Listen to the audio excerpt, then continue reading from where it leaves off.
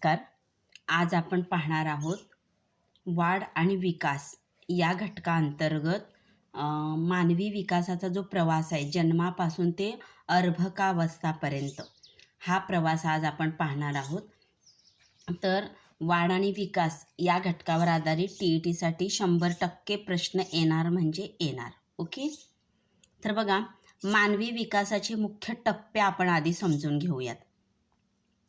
तर मानवी जीवन कसं आहे की अविरत चालणारी प्रक्रिया. आपण यापूर्वीच पाहिलेलं आहे की मानवी जीवनामध्ये शारीरिक, मानसिक, भावनिक बदल हा प्रवास जो आहे तो सतत चालू असतो, सतत चालू असतो. ओके. मग डॉक्टर अर्नेस्ट जोन्स आणि एलिझाबेथ हरलॉक यांनी वर्गीकरण केलेलं आहे अवस्थांचं. मानवाच्या ज्या विकासाच्या अवस्था आहेत त्यांचं वर्गीकरण केलेलं आहे. ते वर्गीकरण आपण समजावून घेऊया.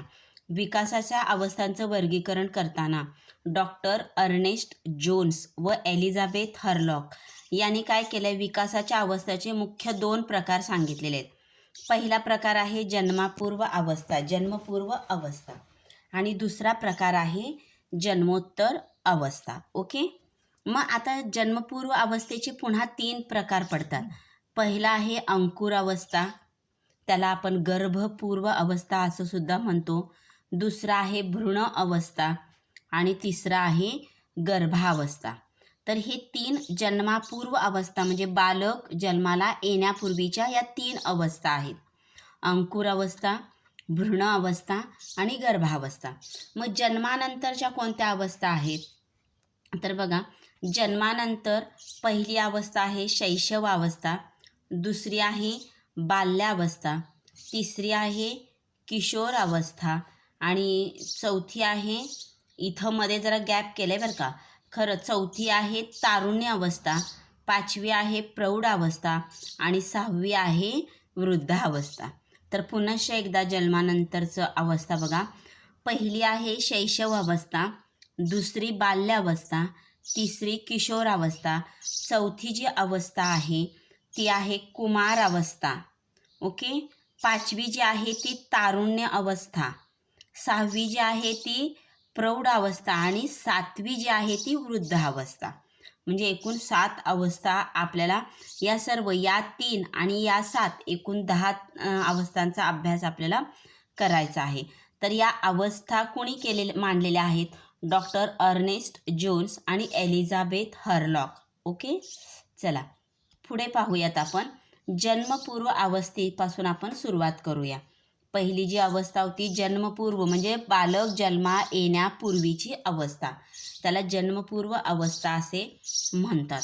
बघा, जन्मपूर्व अवस्थेमध्ये पहिली अवस्था आहे गर्भपूर्व अवस्था, त्याला अंकुर अवस्था असं सुद्धा म्हणतात. गर्भपूर्व म्हणजेच अंकुर अवस्था. मग हा कालावधी किती असतो? तर 0 ते 2 आठवड्याचा हा कालावधी असतो. 0 ते 2 आठवडे म्हणजेच 10 दिवसापर्यंतचा कालावधी असतो. या अवस्थेत काय होतं, शुक्राणू व अंडाणू यांच्या संयोगाने एक झायगोट तयार होतो. लक्षपूर्वक ऐका हां. शुक्राणू व अंडाणू यांच्या संयोगानं एक झायगोट तयार होतो आणि तो झायगोट काय होतो, वेगाने त्याचं विभाजन करून गर्भाशयात पोहोचतो. मग फलित अंड हे जे फॅलोपियन नलिका जी असती, फैलोपियन नलिका, मग हे फलित अंड काय होतं, फैलोपियन नलिकेतून गर्भाशयामध्ये पोचतं. मग ते पोचल्यानंतर तिथं ते भ्रूण गर्भाशयाच्या भित्तीला चिकटतं. चिकटल्यावर तिथं त्याच वेळेस बरं का, जेव्हा ही प्रोसेस होते अंकुरावस्थेची 10 दिवसाची, 0 ते 10 म्हणजे फलन ते गर्भरोपणपर्यंतची जी अवस्था होते, मग जे तयार झालेलं भ्रूण आहे की नाही ते गर्भाशयाच्या भित्तीला चिकटतं. मग त्याच वेळेस आपले अनुवंशिक कोणते गुणधर्म त्या गर्भामध्ये उतरणार ते त्याच वेळेस ठरलेलं असतं. लक्षात आलं का? 0 ते 2 आठवडे म्हणजे 10 दिवस. त्या 10 दिवसामध्येच अनुवंशिक कोणते गुणधर्म त्या भ्रूणामध्ये उतरलेले आहेत तेव्हाच ठरलेलं असतं. इव्हन मुलगा आहे का मुलगी आहे ती लिंग निश्चितीसुद्धा त्याच वेळेस झालेली असते. आपण जे 46 रंगसूत्रे म्हणतो आपण म्हणतो ना की DNA चे 46 जोड्या, रंगसूत्राच्या 46 रंगसूत्रे असतात, 23 जोड्या असतात. तर त्यावरून लिंगनिश्चितीसुद्धा गर्भधारणेवेळीच ठरते. ओके. दुसरी अवस्था आहे भ्रूण अवस्था. भ्रूण अवस्थेचा कालावधी असतो 3 ते 8 आठवडे. म्हणजे इथं दुसरा आठवडा झाल्यानंतर तिसऱ्या आठवड्यापासून याची सुरुवात होते 9व्या आठवड्यापर्यंत, म्हणजे 3 ते 8 आठवडे पूर्ण. इथं काय होतं माहिती आहे का, ते जो पेशीचा गोळा असतो की नाही, त्या पेशीच्या गोळ्याला आपण भ्रूण म्हणतो. ओके. भ्रूण. मग त्या पेशीच्या गोळ्याला भ्रूण म्हणायला सुरुवात होते तिथं. आणि शरीराच्या मुख्य अवयवांची, हृदय, मेंदू, पचनसंस्था यांची जडणघडण व्हायला सुरुवात होते तिसऱ्या आठवड्यापासून.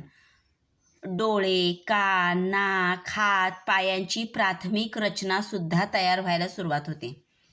भ्रूणाची वाढ कशी होते, डोक्यापासून पायाकडे आणि स्नायूंकडून आतून बाहेर, म्हणजे स्नायूकडून अवयवांकडे, अशा पद्धतीने त्या भ्रूणाची वाढ होण्यास सुरुवात होते. मग तिसऱ्या आठवड्याला हृदयाची ठोके ऐकू येऊ लागतात. ही अवस्था अतिशय संवेदनशील अशी अवस्था आहे. म्हणजेच अवयवांची निर्मिती आणि जडणघडण या कालावधीमध्ये होत असतो. त्यानंतर तिसरी अवस्था आहे गर्भावस्था.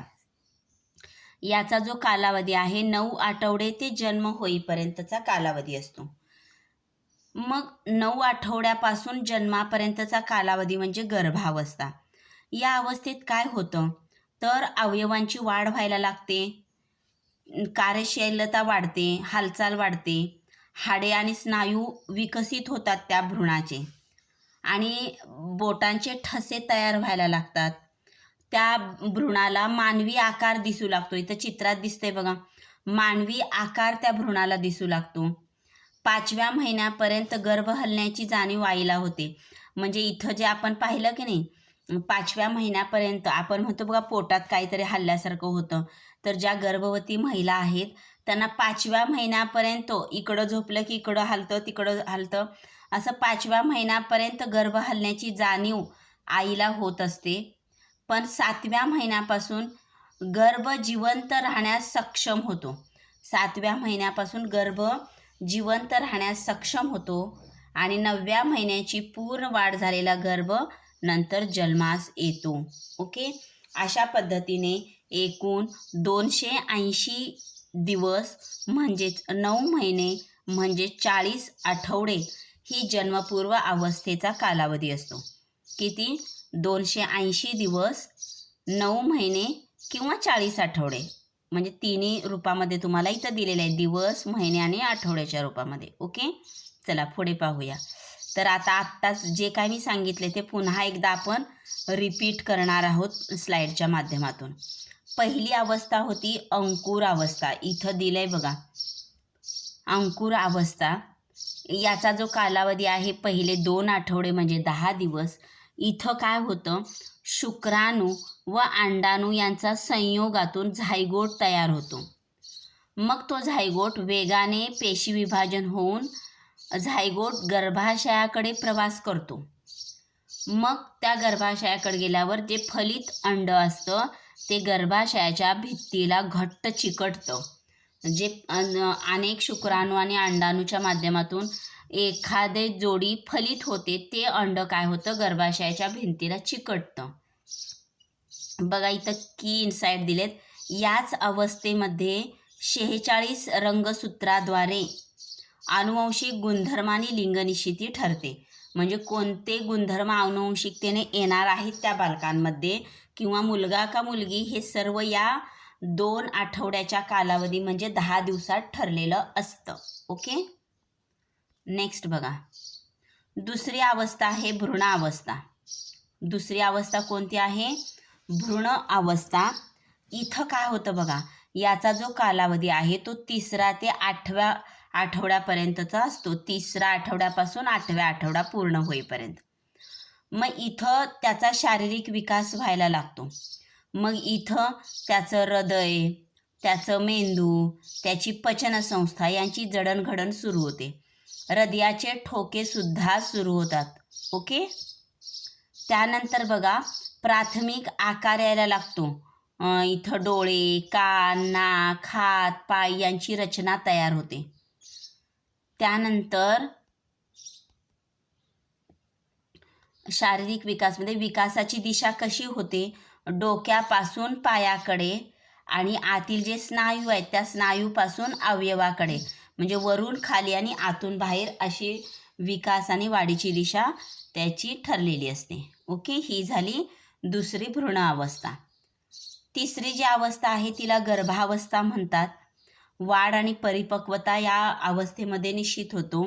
याचा जो कालावधी आहे तो 9व्या आठवड्यापासून ते जन्मापर्यंतचा कालावधी असतो. मग इथं मुख्य बदल काय होतात? तर मानवी आकार प्राप्त होतो, हाडे आणि स्नायू विकसित होतात, बोटांचे ठसे तयार होतात. मग 5व्या महिन्यात काय होतं बघा. 5व्या महिन्यात आईला गर्भाच्या हालचालीची जाणीव होते, गर्भ हलल्यासारखं वाटतं. 7व्या महिन्यात गर्भ जिवंत राहण्यास स्वतः सक्षम होतं. म्हणून तर म्हणतात बघा, 7वा महिना लागेपर्यंत गर्भवती महिलेची काळजी का घेतली जाते? कारण तिथं कुठंतरी गर्भ जिवंत राहण्यास धोका असतो. परंतु जेव्हा 7वा महिना लागतो किंवा पूर्ण होतो तेव्हा गर्भ जिवंत राहण्यास ते स्वतः सक्षम होतं.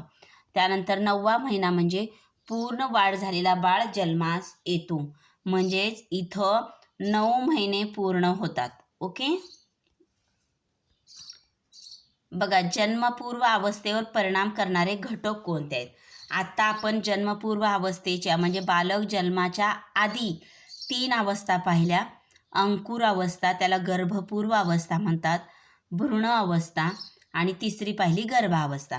आता ह्या जन्मापूर्व अवस्थेवर परिणाम करणारे घटक कोणते आहेत ते आपण पाहूयात. ओके, तर बघा, परिणाम करणारे घटक, पहिलं सकारात्मक घटक आणि धोकादायक घटक हे दोन्ही सुद्धा आपण बघणार आहोत. पहिला आहे आनुवंशिक घटक. म्हणजेच त्या जन्मपूर्व अवस्थेमध्ये पालकांचे जीन्स, वारसा आपल्याला कळतं की त्या मुलाचा रंग कसा होणार आहे, उंची काय होणार आहे, नाक कसं होणार आहे, डोळे काय होणार आहेत, आनुवंशिक कोणती गुण येणार आहेत हे ठरलेले असतात. पोषण, आईचं पोषणावरून त्या बालकाचं पोषण ठरतं. आई जेवढी जीवनसत्वे, पौष्टिक आहार घेते त्यानुसार त्या बालकाची वाढ आणि विकास ठरलेली असते. ओके, म्हणून म्हणतात गर्भवती महिलांचं जे अन्न असतं ते पौष्टिक असायला पाहिजे, संतुलित असायला पाहिजे. सर्व प्रकारची जीवनसत्वे, प्रोटीन्स त्या महिलेला मिळाले पाहिजेत. धोकादायक घटक काय बघा. पर्यावरणीय प्रदूषण. समजा एखादी गर्भवती महिला जर सतत प्रदूषणाच्या ठिकाणी काम करत असेल, किरणोत्सारी ठिकाणी काम करत असेल, म्हणजेच कारखाने वगैरे असतात बघा, तर त्यामुळं त्या बालकाच्या वाढ आणि विकासावर परिणाम होतो. ते जे भ्रूण म्हणतो आपण, या बालकाच्या वाढ आणि विकासावर परिणाम होतो. दुसरं व्यसन व औषधे. मद्यपान, हानिकारक औषध. जर एखाद्या ह्याला व्यसन असेल किंवा मद्यपान करत असेल किंवा मानसिक ताणतणाव खूप असेल त्या गर्भवती महिलेला, ती कोणत्या तर वेगळ्या प्रकारची औषधं घेत असतील तर व्यंग बालक निर्माण होण्याची किंवा जन्म घेण्याची सुद्धा शक्यता असते. म्हणून गर्भवती महिलेने काळजी घेणं गरजेचं आहे. त्यानंतर आईचा मानसिक ताण. गर्भवती महिलेने आनंदी असावं, आनंदाने राहावं, जेणेकरून त्या आपलं जे बालक जन्माला येणार आहे ते सुदृढ जन्माला येईल. त्यानंतर आईचे आजार.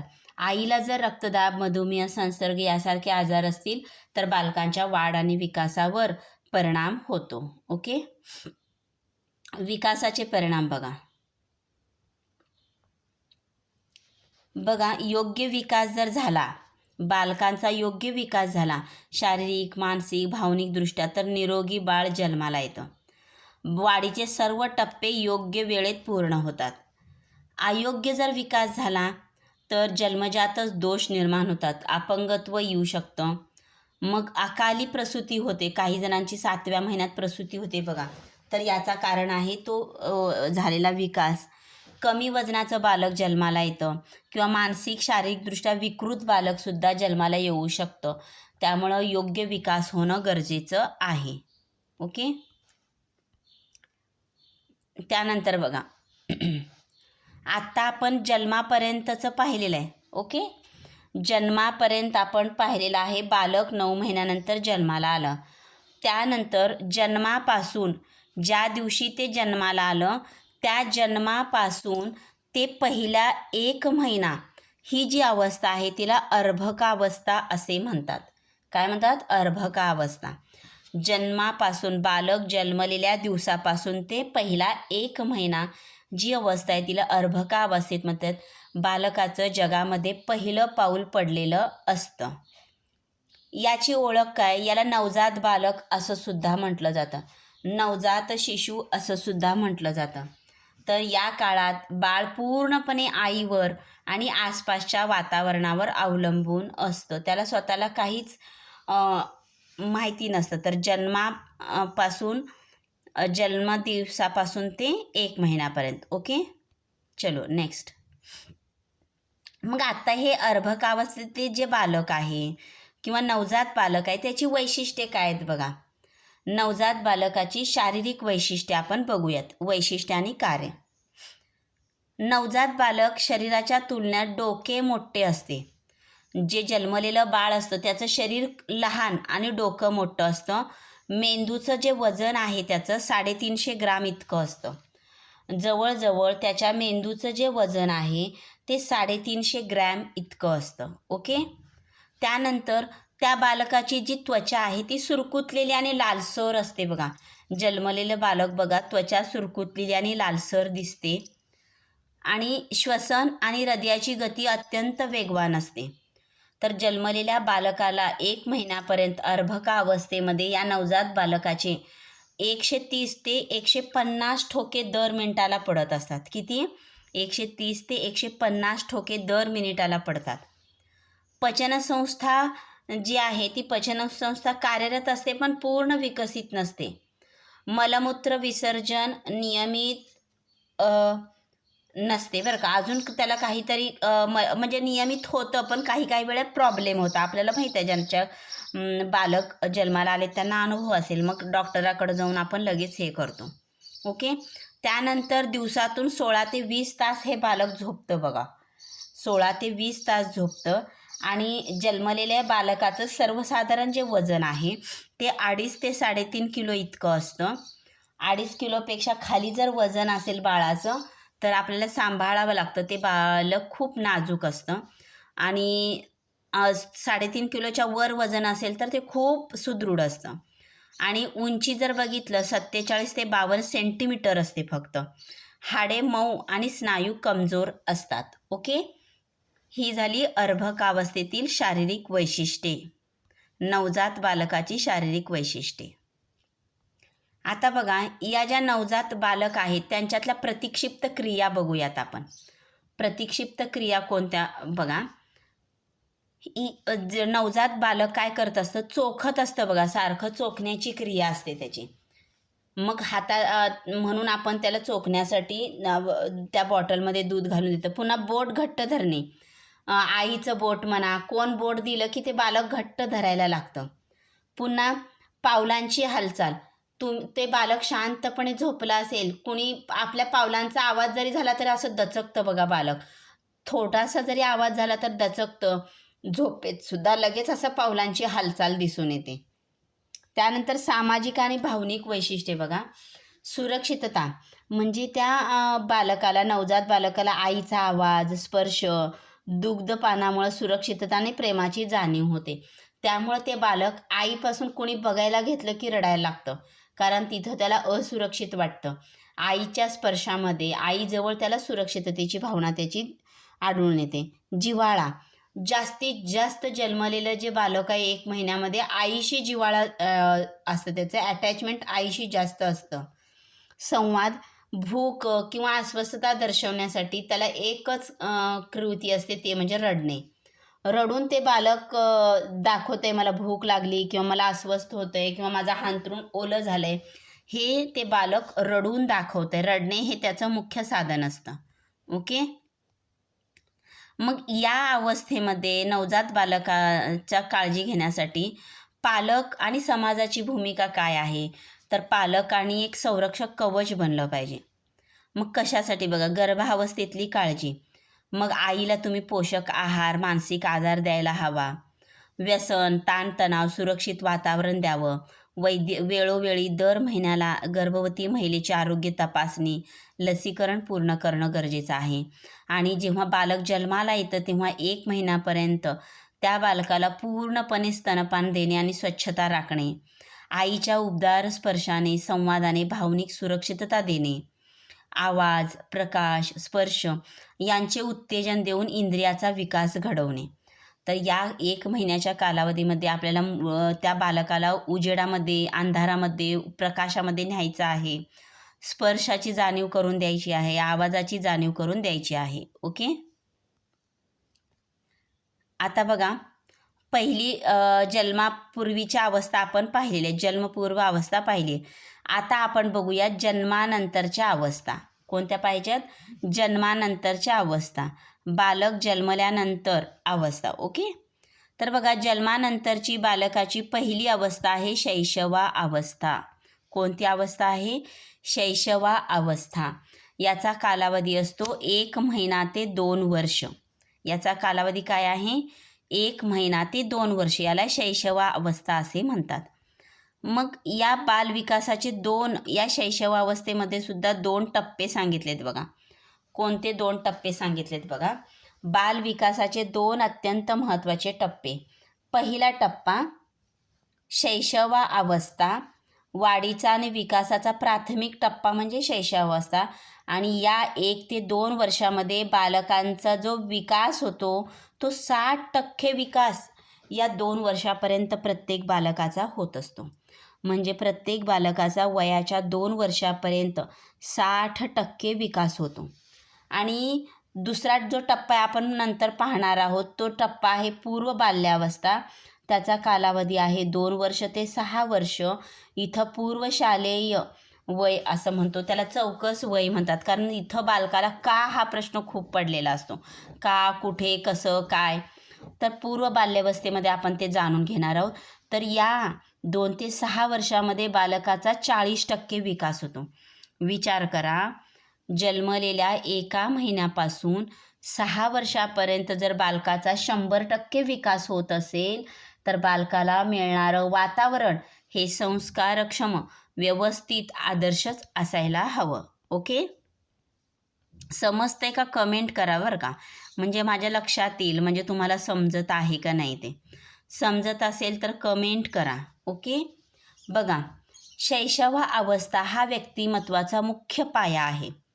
या अवस्थेतील बालकाची वाढ, विकास, भावनिकता, सामाजिकता, बौद्धिक क्षमता यांचा पाया घातला जातो.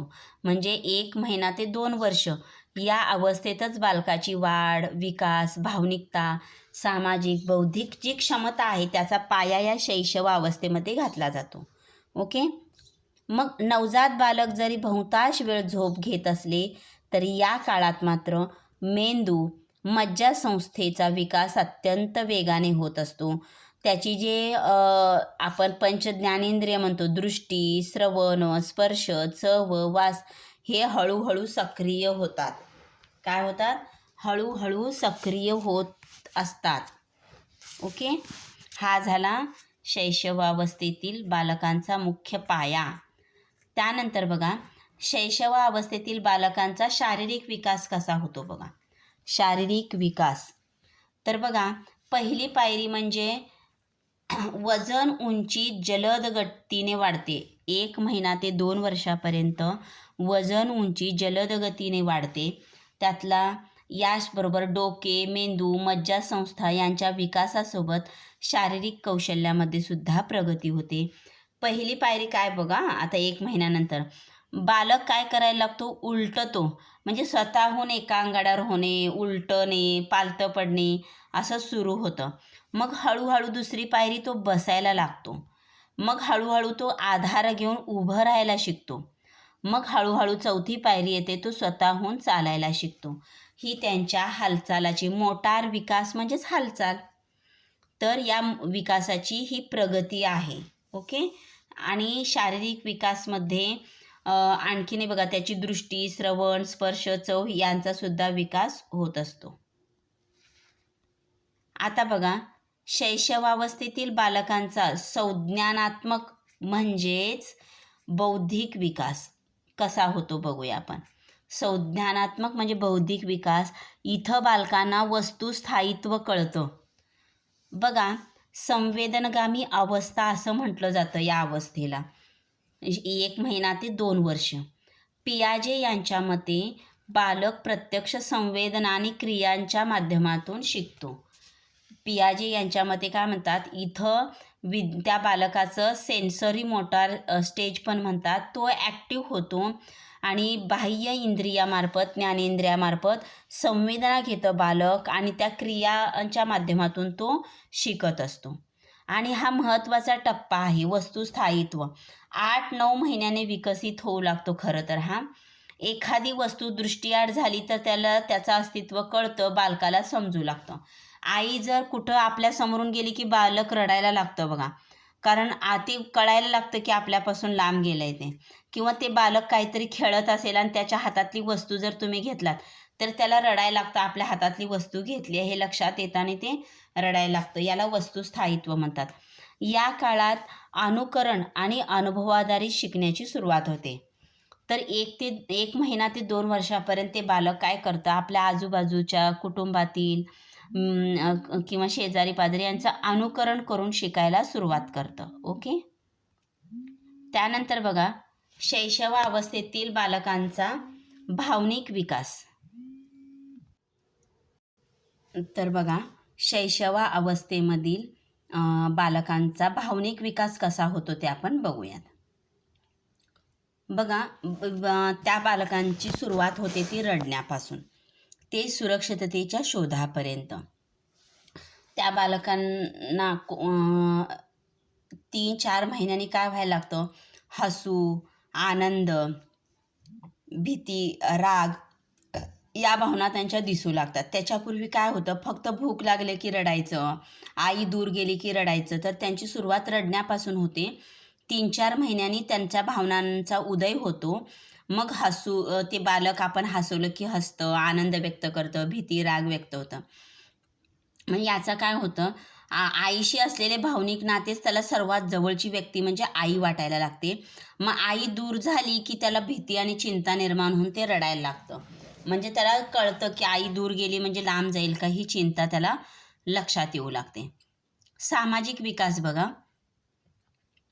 तर शैशवावस्थेमधील बालकांचा हा जो सामाजिक विकास आहे तो जन्मतः सामाजिक अस्तित्वच नसते, पण 6 महिन्यानंतर ओळखीच्या चेहऱ्याकडं पाहून तो हसायला लागतो. आणि 1 वर्ष आणि त्यानंतर तो काय करायला लागतो, 1 वर्षानंतर इतर लोकांना ओळखतो, प्रतिसाद देतो आणि आई, वडील, भावंडे, आजी, आजोबा यांच्याशी नातेसंबंध त्याचा वाढायला लागतो. तो ओळखायला लागतो हे आपल्याच कुटुंबातील व्यक्ती आहेत ते. ओके. त्यानंतर भाषिक विकास बघा, शैशवावस्थेतील बालकांचा सुरुवात त्याची बडबड करण्यावर ब ब ब ब करत असतात ती लहान मुलं. त्यानंतर 6 महिन्यांनी ब ब म म पप्पा करत करत छोटे छोटे अक्षरं आधी वापरायला लागतात, ध्वनी वापरायला लागतात. मग त्यानंतर ती काय करतात, साधी शब्दसंपदा तयार होते. मम्मा, बाबा, आई, मामा, दादा असे शब्द ते तयार होतात. 2 वर्षापर्यंत लहान वाक्यरचना करायला लागतात. आणि दुसरी गोष्ट, इकडं ये, बस, उठ अशा आदेशांचं पालनसुद्धा करतात, कारण त्यांना आदेशांचं आकलन व्हायला सुरुवात होते. ओके. त्यानंतर नैतिक विकास बघा. इथं बघा, नैतिक विकासामध्ये त्यांचा शिकण्याचं मूळ स्वरूप आपल्याला लक्षात येतं. या वयात नैतिकतेची कोणतीच समज नसते. हे करू नये किंवा करावं अशी नैतिकतेची समज त्यांच्याकडे अजिबात नसते. योग्य काय अयोग्य काय याची जाणीव नसते. आणि ते ठरतं कशावरनं, जर त्या बालकाने योग्य कृती केली छान म्हणून त्याला बक्षीस दिलं, चुकीची कृती केली शिक्षा केलं, त्यावरून ते बालक ठरवतं योग्य आणि अयोग्य काय. त्यामुळं 2 वर्षापर्यंत बालकांच्या चुका कधीच झापून ठेवायच्या नाहीत.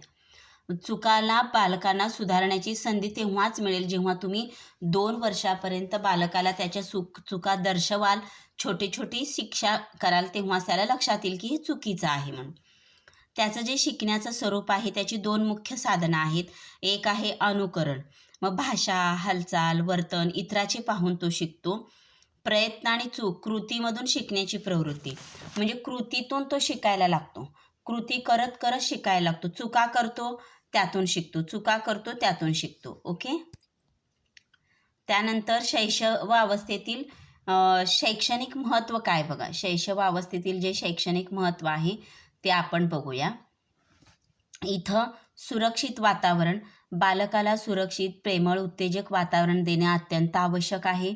ज्ञानेंद्रियांना चालना, संवेदनींद्रियांना म्हणजे आपण जे ज्ञानेंद्रिय म्हणतो त्यांना चालना देणाऱ्या खेळण्याद्वारे कृतींनी बालकांचा योग्य विकास साधता येतो आपल्याला. पोषण व आरोग्य, तर या शैशवावस्थेमध्येच आई बालकाचे नाते, उत्तम पोषण, शारीरिक आरोग्य पुढील विकासासाठी आधारस्तंभ ठरतात. चौथं, भविष्याची पायाभरणी, याच काळामध्ये म्हणजे 2 वर्षापर्यंत बालकाची भाषा, सामाजिकता, संपूर्ण व्यक्तिमत्वाची खरी पायाभरणी या शैशवा अवस्थेमध्येच घातली जाते. ओके. त्यानंतर बघा, या शैशवावस्थेतील पुढचा टप्पा आहे पूर्व बाल्यावस्था. आत्तापर्यंत आपण पाहिलं की शैशवावस्थे म्हणजे 2 वर्षापर्यंतचा कालावधी पाहिला. आता जे पाहणार आहोत आपण या स्लाईडमध्ये पूर्व बाल्यावस्था पाहणार आहोत. शैशवावस्थेनंतर येणारा घटक आहे पूर्व बाल्यावस्था, 2 ते 6 वर्षाचा घटक. शैशवावस्थेचा पाया भक्कम झाल्यानंतर बालक एका अत्यंत कुतूहलपूर्ण व सक्रिय टप्प्यात प्रवेश घेतो. त्याला पूर्व बाल्यावस्था असे म्हणतात. काय म्हणायचं? पूर्व बाल्यावस्था. मग आजच्या व्हिडिओमध्ये आपण पूर्व बाल्यावस्था घेऊन थांबणार आहोत आणि त्यानंतरच्या तासाला आपण पुढील अवस्था, विकासाच्या अवस्था अभ्यासणार आहोत. ओके. आता इथं बघा, यामध्ये काय होतं, पूर्वशालेय अवस्था, खेळण्याचे वय, टोळीचे वय, क्रीडा वस्तुयोग, प्रश्नाचे वय, चौकश वय, अशी वेगवेगळी नावं या पूर्व बाल्यावस्थेला देण्यात आलेली आहेत. म्हणजे पूर्व बाल्यावस्था 2 ते 6 वर्ष म्हणजे पूर्वशालेय अवस्था. इथं बालक खूप खेळत असतं म्हणून खेळण्याचे वय, आणि इथं का, कशासाठी, कोणते, काय प्रश्न विचारतं म्हणून प्रश्नाचे वय. आणि या अवस्थेमध्ये 2 ते 6 वर्षापर्यंत बालक समाजामध्ये, मित्रांमध्ये जास्त राहतं, टोळीमध्ये, म्हणून याला टोळीपूर्व वय म्हणतात. टोळीपूर्व वय म्हणतात. इथं पुढची जी अवस्था आहे ती टोळीची अवस्था आहे, त्याच्या आधीचं वय. ओके. त्यानंतर चौकस, का, कशी, कशासाठी, ही चौकशी असते म्हणून चौकस वय. आणि क्रीडा वस्तुयुग म्हणजे इथं खेळणं खूप असतं म्हणून त्याला क्रीडा वस्तुयुग असं म्हणतात. तर पूर्व बाल्यावस्था इथं बघा, आपण जे पाहिलं तेच दिलेलं आहे, फक्त तुम्ही स्क्रीनशॉट घेऊ शकता ह्याचा. आत्ता मी जे सविस्तर वर्णन केले तेच इथं शॉर्टमध्ये दिलं आहे तुम्हाला ट्रिक म्हणून, तुम्ही याचं स्क्रीनशॉट घेऊ शकता. ओके. चलो आगे जाएंगे.